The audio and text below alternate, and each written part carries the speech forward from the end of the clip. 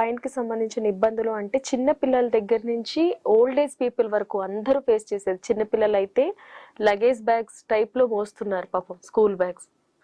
So, ఆ తర్వాత కాలేజెస్‌కొస్తాం. ఆటలంటూ, అవంటూ compulsory back pain ఎక్కడో వస్తుంది. అలానే కొంచెం ఏజ్ వచ్చిన తర్వాత జాబ్ చేస్తున్న వాళ్ళకి ఇంకా ఎక్కువ దారుణమైన ఈ పరిస్థితి. ఇప్పుడు మేము కంప్యూటర్స్ ముందే కూర్చుంటున్నాం. మాకు నెక్ టు స్పెయిన్ వరకు నొప్పొస్తూనే ఉంటుంది. ఇలా అన్ని రకాల వయసుల వాళ్ళకొచ్చే నడుము నొప్పులు అండ్ వాటికి ఏ విధంగా వాటి నుంచి బయటపడొచ్చు? ఏవి కాంప్లికేటెడ్ సిట్యుయేషన్స్ అవుతాయనేది చెప్పండి సార్. ఈ వరల్డ్ హెల్త్ ఆర్గనైజేషన్ మీరు చూస్తే ప్రపంచ ఆరోగ్య సంస్థ మోర్ దాన్ 80% వరల్డ్ పాపులేషన్ ఎప్పుడో ఒకసారి ఈ స్పైన్ ప్రాబ్లమ్స్తో బాధపడుతుంది.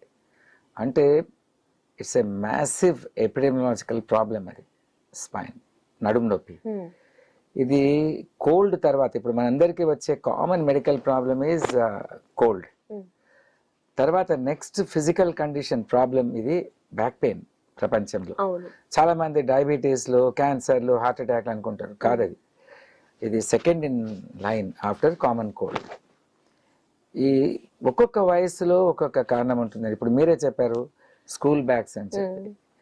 ఈ పిల్లలుకి ఇంత స్టడీస్ చిన్న వయసులో పెట్టి వాళ్ళకు పెద్ద పెద్ద స్కూల్ బ్యాగ్స్ మోసుకుపోవడం, అక్కడ వాళ్లకు ఈ లాకర్స్ అవి లేక ప్రతిరోజు ఈ క్లాసెస్కి స్కూల్ బ్యాగ్స్ తీసుకువెళ్ళడం, మళ్ళీ ఇంటికి రావడం, మళ్ళీ హోంవర్క్ ఆ బుక్స్ అని తీసుకువెళ్ళడం.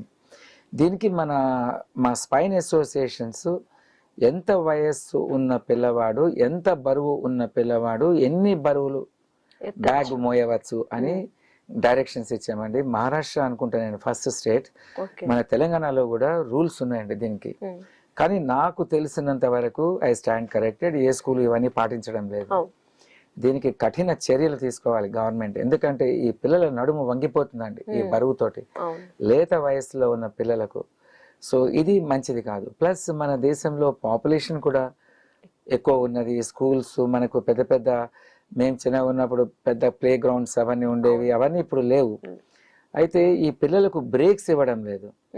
అది కొన్ని కాలేజెస్, స్కూల్స్లో ఆదివారం నాడు ఉదయం పొద్దున 6 గంటల నుంచి రాత్రి 6 గంటల దాకా చదివించడం, ఆ తర్వాత రాత్రి హోంవర్క్ చేయడం, మళ్ళీ మార్నింగ్ క్లాసులు పెట్టడం. దీంతో పిల్లలకు ఎక్సర్సైజ్ లేకపోవడం, ప్లస్ ఈ స్పోర్ట్స్ లేకపోవడం వలన వాళ్ళు లావుగా అయిపోవడం, పిల్లలు చైల్డ్హుడ్ ఒబేసిటీ అంటాం, అదొక ప్రాబ్లం అవుతున్నది. సో బరువైన స్కూల్ బ్యాగ్స్ మోయడం, ఆ తర్వాత ఈ ల్యాక్ ఆఫ్ ఎక్సర్సైజ్ చేయకపోవడం, పీరియడ్స్ మధ్యన బ్రేక్ ఇవ్వకపోవడం చిన్నపిల్లలకు, వాళ్ళు బరువు పెరగడం. ఇంటికి వచ్చిన తర్వాత పిల్లవాడికి ఎక్కడ గ్రౌండ్స్ లేవు ఇప్పుడు హైదరాబాద్ లాంటి సిటీస్లో. సో పిల్లలు ఇంటి ముందు కూర్చుని టీవీలు కానీ ఈ వాట్సాప్ గేమ్స్ కానీ ఆడుతున్నారు. దీనివల్ల బరువు పెరిగిపోయి తల్లిదండ్రులు ఇప్పుడు చిన్న పిల్లలను మా దగ్గర తీసుకొస్తున్నారు నడుము నొప్పి అని. ఇది చిన్నపిల్లల్లో ముఖ్యమైన కారణం ఇది. అదేవిధంగా ఎగ్జామ్స్ అప్పుడు 3-4 months నాన్ స్టాప్ స్టడీస్. ఈ కాంపిటేటివ్ ఎగ్జామ్స్ కూడా ఇప్పుడు పిల్లల్ని తల్లిదండ్రులు కూడా పుట్టగానే ఐఏఎస్ చేద్దామా, ఐఐటి చేద్దామా, డాక్టర్ చేద్దామా అని, అమెరికా పంపిద్దాం, ఇట్లా నిర్ణయాలు తీసుకుంటున్నారు వాళ్ళు పిల్లవాడికి ఇంకా ఎదగక ముందే. సో వాళ్ళు ఈ ట్యూషన్లు పెట్టించడం, ఇవన్నీ చేసి వాళ్ళ యొక్క ఫిజికల్ హెల్త్ గురించి పట్టించుకోవడం లేదు. దీనివల్ల కూడా చాలా నడుము నొప్పులు వస్తున్నాయి చిన్నపిల్లల్లో. అదేవిధంగా యువకుల్లో ఫర్ ఎగ్జాంపుల్ వాళ్ళు కూడా ఇప్పుడు ఐటీ సెక్టర్ కానీ, బ్యాంకింగ్ సెక్టర్ కానీ, లేకపోతే ఈవెన్ గవర్నమెంట్ ఆఫీసెస్ కానీ, ఫైనాన్స్ సెక్టర్ కానీ, స్టాక్ మార్కెట్ కానీ, ఉదయం నుంచి రాత్రి దాకా వర్క్ ఫ్రమ్ హోమ్ ఒక 10 to 12 hours or minimum 8 hours వీళ్ళు నాన్ స్టాప్ కంప్యూటర్స్ పైన, ల్యాప్టాప్స్ పైన కూర్చుంటున్నారు. మన దేశంలో కొద్దిగా ఈ వాట్సాప్ మ్యాడ్నెస్ కూడా చాలా ఉన్నది. సో 24 వాడికి ఏం పని లేకుండా వాట్సాప్ల మీద మెసేజ్లు కొట్టడం, నాన్ స్టాప్ మెడల్ వంచి దీనిపైన ఈ గ్యాడ్జెట్స్ పైన ఉండడం. దీనివలన ప్లస్ ఇప్పుడు మనకు ఈ కాన్సెప్ట్ ఆఫ్ హెల్తీ ఫుడ్ పోయినదండి. ఇప్పుడు హెల్తీ ఫుడ్ అంటే ఇప్పుడు అవుట్డోర్లో తినడం, బరువు పెరిగిపోవడం. ఒక్కొక్కళ్ళు 20-30 kgs ఓవర్ వెయిట్ అవుతున్నారు యువకులు. స్పోర్ట్స్ ఆడరు. సో అందరూ వెళ్ళి ఐపీఎల్ మ్యాచెస్ స్టేడియంలోకి పోయి చూడడం, చప్పట్లు కొట్టడం, కానీ ఇంటికి వచ్చి ఒక 5 నిమిషాలు కూడా వాళ్ళు ఎక్సర్సైజ్ చేయరు. So their exercise is almost zero. ఒక నా ఉద్దేశంలో less than 0.5% of the population is actively involved in exercises. Plus ఈ గ్యాడ్జెట్స్ వలన ఉదయం నుంచి రాత్రి దాకా ఈ కంప్యూటర్స్ పైన కూర్చోవడం వలన they are doing brain work, there is no physical work. Physical activity zero అయిపోయినది. Plus in a city like Hyderabad we don't have footpaths, we don't have parks, we don't have playgrounds. Even government కూడా మొన్న చూసే ఉంటారు, it's not a political thing.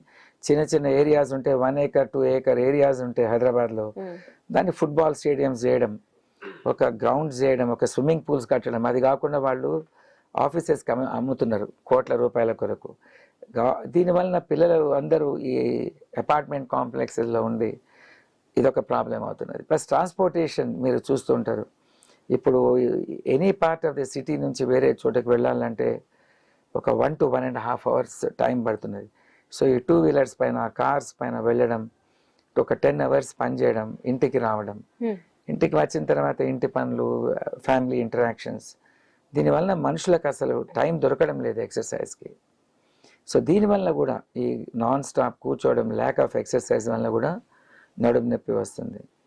ఈ working women అయితే ఇంకా పెద్ద problem, ఎందుకంటే స్మాల్ చిల్డ్రన్ ఉంటే వాళ్ళ ఇంటికి వచ్చి పిల్లల హోంవర్క్ చేయడం, సో ఫ్యామిలీలో ఎల్డర్స్ ఉంటే వాళ్ళని looking after them, cooking food. So ఇదంతా కూడా దీనివలన ఈ స్పైన్, ఈ కడుపు కండరాలు, నడుము కండరాలు వీక్ అయిపోతున్నాయి. ఇవన్నీ వీళ్ళకు మెడ నొప్పులు, నడుము నొప్పులు ఇవన్నీ వచ్చి ఇవి నొప్పులతో బాధపడుతున్నారు. ప్లస్ ఇప్పుడే చెప్పాను ఒబేసిటీ, అది ఓవర్ వెయిట్ అవ్వడం, హై కొలెస్ట్రాల్స్, హై ట్రైగ్లిసరైడ్స్ అంటాం, ఇది కూడా నడుము పైన ఎఫెక్ట్ ఇస్తుంది బాగా. ఎవరైతే ఈ హై ట్రైగ్లిసరైడ్స్ అవి ఉంటాయో వాళ్లకు తొందరగా నడుము ఎముకలు అరిగే ప్రమాదం ఉంటుంది. ఇప్పుడు మీరు డయాబెటీస్ గురించి కూడా వినే ఉంటారు. ఇప్పుడు India is now the diabetic capital of the world. So uncontrolled diabetes, ఇవన్నీ ఈ కారణాలు. And smoking is a potent factor. అదే సో కాలేజ్ నుంచి యూజువల్లీ మొదలవుతాయి, ఇప్పుడు స్కూల్స్లో కూడా మొదలైందని వింటున్నాను నేను. సో స్మోకింగ్ వలన నేను మా పేషెంట్లకి I make very drastic statements, smoking destroys your spine అని చెప్తాను. సో ఈ స్మోకింగ్ వలన ప్లస్ ఇప్పుడు రిసర్చ్ ఉంది, ఎన్వైర్మెంటల్ పొల్యూటెంట్స్, వీటి వలన కూడా మన యొక్క స్పైన్ పైన ఎఫెక్ట్ పడుతుందని చెప్పి ఇప్పుడు మన దేశంలో చూస్తూనే ఉన్నాం, రేడియోలో టీవీలో మీరు చూపిస్తున్నారు ఎవ్రీడే కాలుష్యం ఎంత ఉన్నదని. మన ఢిల్లీలో ఆల్మోస్ట్ అన్లివబుల్ సిచ్యువేషన్స్లోకి వస్తుంది. Hyderabad is not bad. So ఇట్లా పొల్యూషన్స్ వలన, కెమికల్స్ వలన, ఈ బ్యాడ్ రోడ్స్, ఈ స్పీడ్ బ్రేకర్స్, గుంటలు ఉండడం, సడన్ జర్క్స్, ఈ వైబ్రేషన్స్ అంటాం, వీటి వలన, అండ్ కంటిన్యూస్ సిట్టింగ్, దీని వలన కూడా మనుషులకు నడుము నొప్పులు వస్తాయి.